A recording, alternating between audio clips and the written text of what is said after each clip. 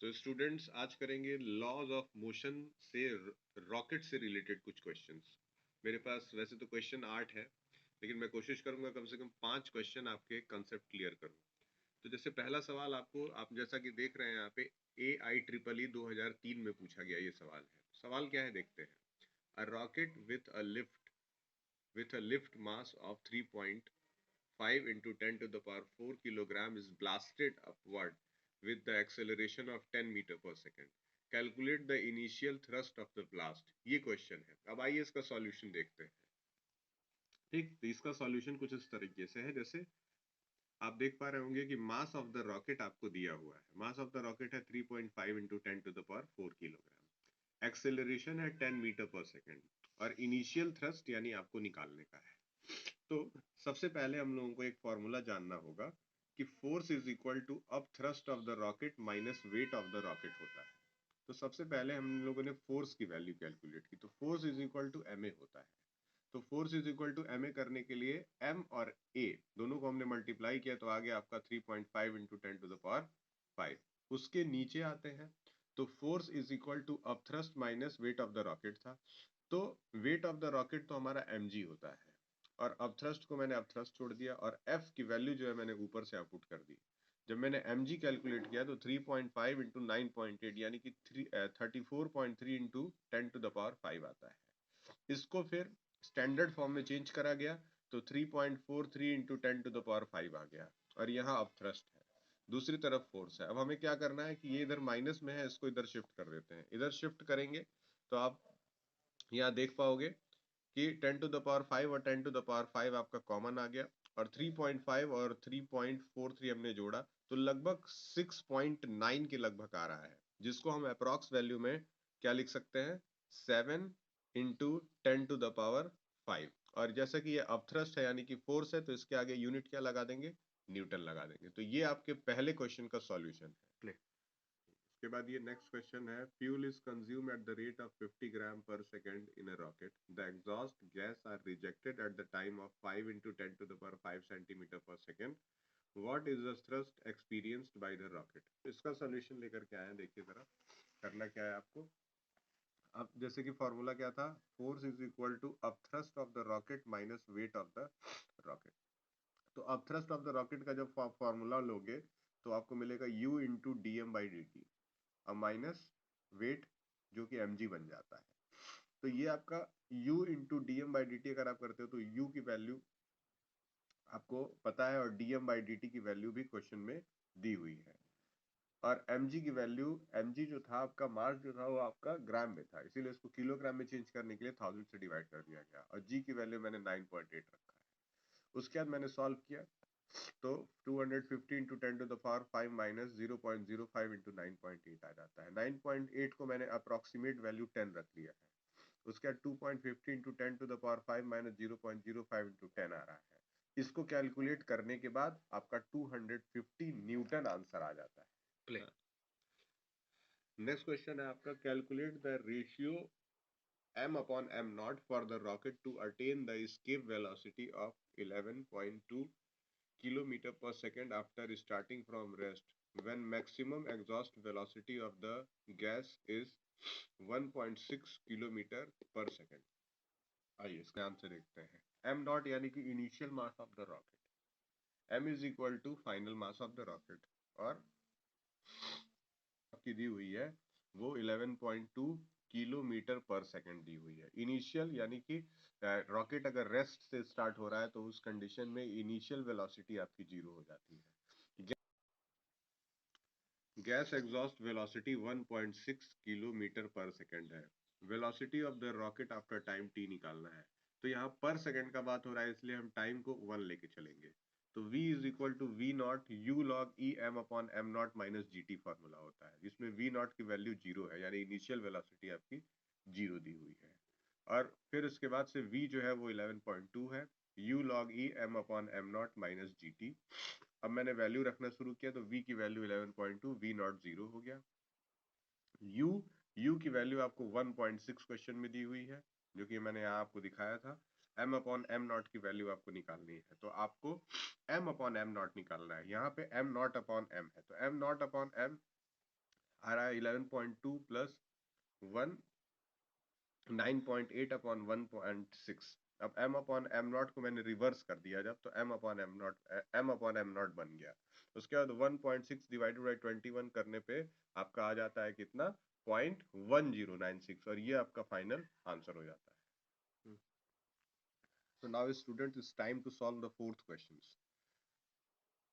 In the first, second and its flight, the rocket eject 1 upon 60 of its mass with the relative velocity of 2073 meter per second. The initial acceleration of the rocket. तो यहाँ पे हमको initial acceleration निकालना है।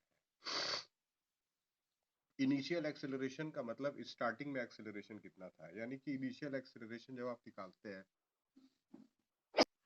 ठीक है, initial acceleration जब आप निकालते हैं तो एक्सेलरेशन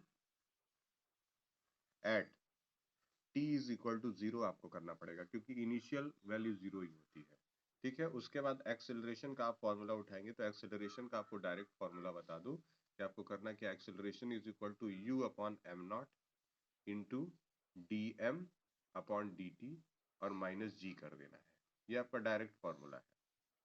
अब क्वेश्चन में क्या क्या दिया हुआ है, क्वेश्चन में आपको u की जो वैल्यू है वो 2073 मीटर पर सेकंड दी हुई है, यानी कि एक्सेलरेशन इज इक्वल टू क्या हो जाएगा, 2073 अपॉन एम नॉट तो हो ही जाएगा, into dm by D T. dm by D T यहाँ पे हम लोग को करना क्या है कि टाइम जो है वो हम लोग को 1 सेकंड मान करके चलना है, पर सेकंड की स्पीड से क्या हो रहा है। तो यहाँ पे आपका क्या आ जाएगा, इंटू में आपने क्या डाल दिया यहाँ पे, इंटू 1 अपॉन नीचे 1 इंटू एम नॉट माइनस जी की वैल्यू क्या होती है, 9.8 होती है।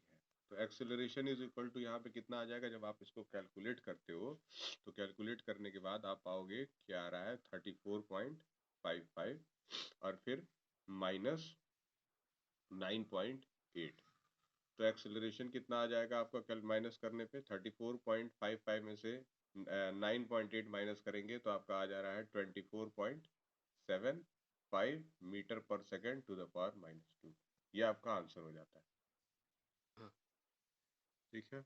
Now the fifth question, a rocket motor consumes 100 kilogram of fuel per second, exhausting it with a speed of 6 into 10 to the power 3 meter per second. What thrust is exerted on the rocket? What will be the velocity of the rocket at the instant its mass is reduced to 1 upon 40th of the initial mass, its initial velocity being 0? Neglect gravity. आइए इस question को करते हैं। तो mass of rocket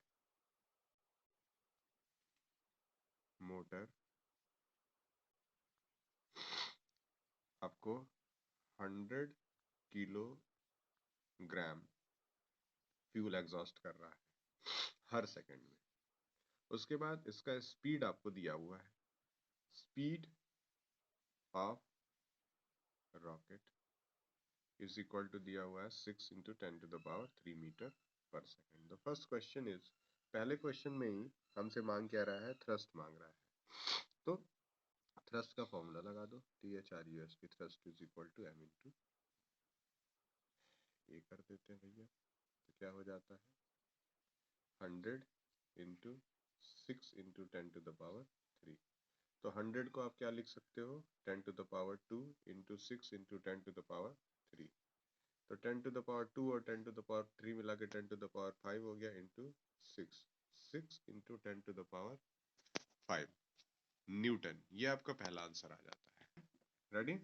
तो दूसरे question में आपका कह रहा है कि आपको निकालना है what will be the velocity of the rocket. हम लोगों ने एक फॉर्मूला पढ़ा, लॉग ई की जगह 10 रखेंगे is equal to m upon, sorry यहाँ मल्टीप्लीकेशन का साइन है, m upon m naught is equal to v upon, आपने क्या करना है, v upon 1 upon 40 into u, ये करना है आपको। तो यहाँ से आप एक चीज नोटिस करोगे कि log 10 m/m0 जो है वो आपका आपने पुट कर देना है यहाँ पे 1/40 इज इक्वल टू v की वैल्यू जो है आपकी दी हुई है, आपने अभी निकाला है। v इज इक्वल टू आपका दिया हुआ है 6 इंटू 10⁻³ मीटर पर सेकेंड। ठीक है, अब 1/40 इंटू u यानी कि इनिशियल वेलोसिटी अगर 0 है तो नीचे वाला कट के खत्म हो जाता है। यानी कि आपने करना क्या है कि आपको अब अगर हाँ तो ये 1/40 अगर उधर आप शिफ्ट करोगे तो log 10 is equal to 6 into 10⁻³ metre पर सेकेंड डिवाइडेड बाई 1/40 हो जाएगा।